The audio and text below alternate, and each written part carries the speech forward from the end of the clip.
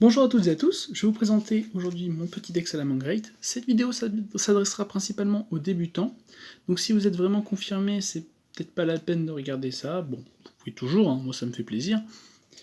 Mais voilà, c'est une version plutôt low cost qui sera très détaillée et je vais parler pas mal pour essayer de faire comprendre aux nouveaux comment on construit un deck, sans prétention aucune, hein, je précise, histoire de les aider, tout simplement. Voilà, c'est parti, je vais commencer tout de suite avec les monstres.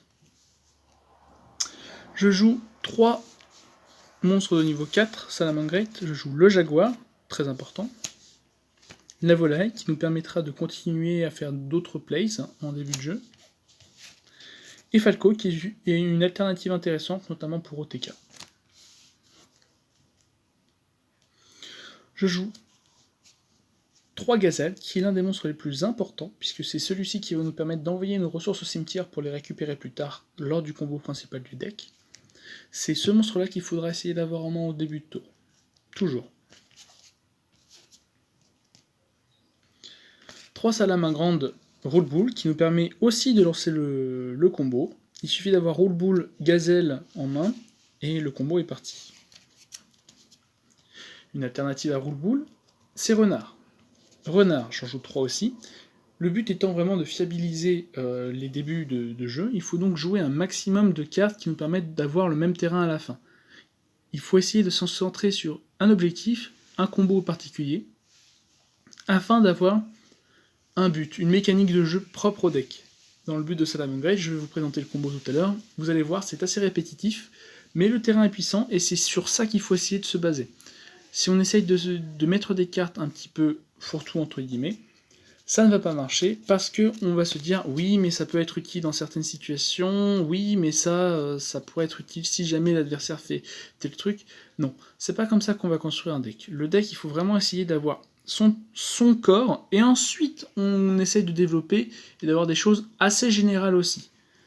C'est quand on essaye de mettre un petit peu tout que ça ne va pas marcher. Je joue aussi Ladybug. Alors là, c'est pas un Cyberse, mais elle vous permet d'aller chercher ce qu'il vous faut. Notamment Gazelle ou Roule Boule, qui sont des éléments clés du jeu. Et donc c'est très important d'avoir des cartes qui permettent de fiabiliser vos sorties. Ladybug en fait partie. Par exemple, en carte pour fiabiliser, il y a également les cercles salamandres, qui sont des cartes qui vous permettent d'aller chercher un salamandre de votre choix depuis votre deck. Ça peut être Gazelle, ça peut être Roule Boule. Ça peut être aussi, si jamais vous voulez faire des combos un peu plus grands, Volaille. Mais généralement, on va l'utiliser pour les deux premiers. Il y a ensuite le terrain qui est très important, mais qu'on aura quasiment toujours en main. Je n'en joue qu'un seul, car on va le tutoriser automatiquement dans le combo. C'est donc pas la peine d'en jouer plus. Vous pouvez le jouer à 2 si vous le souhaitez, au cas où celui-ci soit détruit, mais ne basez pas votre stratégie autour du terrain, vous allez l'avoir très très facilement. Pas la peine de jouer des terraformations, plus 3 terrains comme ça, plus, je ne sais pas, d'autres cartes qui permettraient d'aller en chercher, ce n'est pas la peine. Une volonté de la salamandre, une fois 1 aussi, celle-ci peut être tutorisable via les effets notamment de Gazelle, et vous permet, si jamais vous l'avez en main au début, de continuer vos combos. Ce n'est pas une carte obligatoire dans le combo, cependant elle est sympathique à avoir en main, et elle est surtout cherchable. Donc, on peut la jouer. x1 cela suffit, certains la jouent en x2 parce qu'elle reste très puissante, mais moi je la joue en x1. Aussi, je trouve que le deck a une excellente, un excellent tour 3, puisqu'il va souvent pouvoir OTK l'adversaire. Pour ceci, je joue la fusion de feu. Fusion de feu qui nous permettra, comme son nom l'indique, d'invoquer par fusion le monstre de l'archétype fusion, qui est extrêmement puissant et qui vous permet généralement d'OTK. OTK signifiant One Turn Kill, ce qui signifie One Shot l'adversaire. Toujours dans les cartes Salamangreat, je joue 2 Rash Salamangreat, qui sont des cartes que vous allez pouvoir chercher dans le combo, et qui est extrêmement puissante. En effet, elle vous permet de détruire sur le terrain des cartes dont la classification... dépendant de la classification lien d'un de vos monstres Salamangreat sur le terrain. Vous pouvez donc détruire jusqu'à 3, bientôt jusqu'à 4 Carte sur le terrain, généralement vous en détruirez 2. Vous ne ciblez pas, c'est très très puissant. Et enfin, dernière carte que vous pouvez tutoriser, et qui resterait sympathique à avoir, c'est Rugissement Salamandre Grande. Qu'est-ce que ça fait?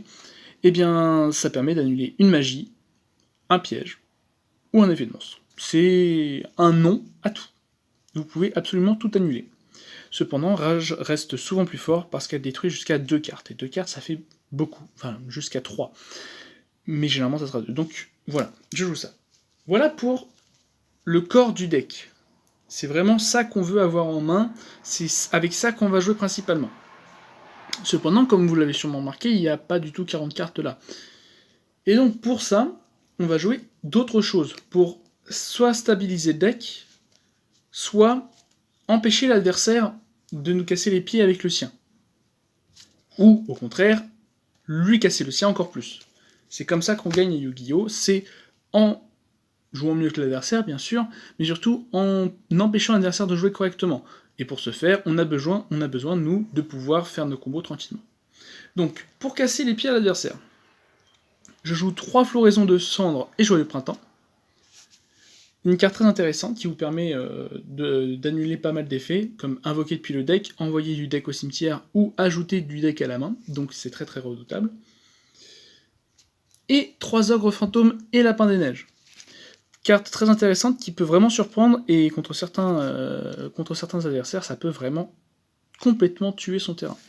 Je pense notamment à Sky Striker, Assaut de l'air, qui peut vraiment perdre sur cette carte-là, si jamais il ne s'y attend pas.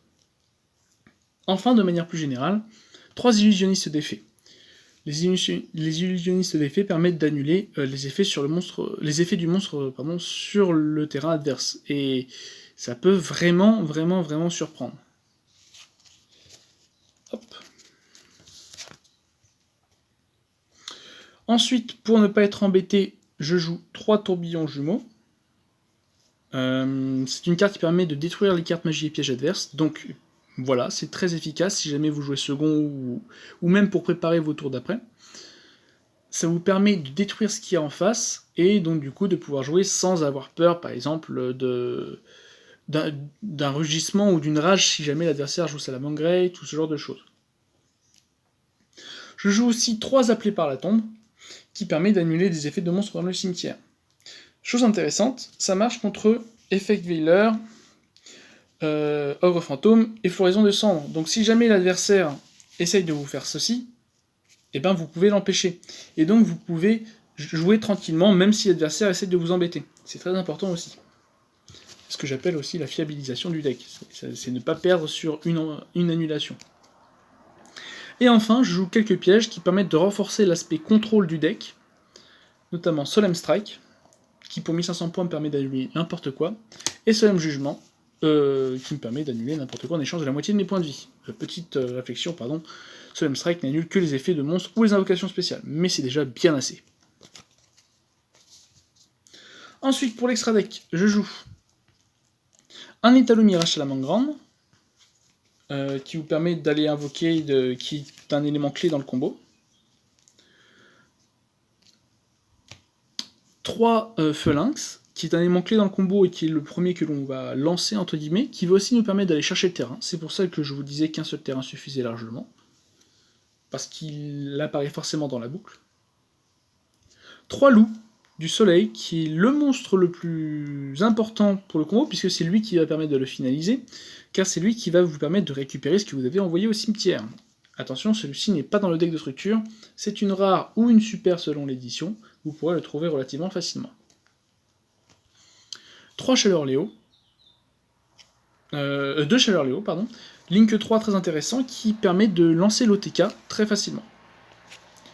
Un Phénix pour détruire les cartes adverses, des cartes magie ou pièges.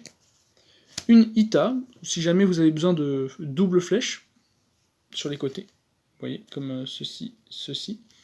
Et aussi, elle a un effet sympathique. Un Borreload Dragon qui vous permet d'OTK, One Turn Kill, ou de gérer les monstres adverses un petit peu trop compliqués.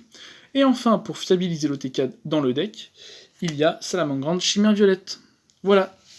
Je vais vous présenter maintenant les 2 petits Xyz que je joue en plus, afin justement d'avoir des cartes assez générales qui vous permettent de contrer beaucoup d'adversaires. Bagouska, qui vous permet d'annuler tous les effets de l'adversaire et de passer ses monstres en mode défense. Et enfin, Résident des Abysses. Résident des Abysses qui permet d'annuler tous les effets que l'adversaire voudra activer dans son cimetière, ce qui en ce moment est très puissant. Voilà, je vais faire une deuxième petite vidéo qui va vous expliquer le combo. A tout de suite.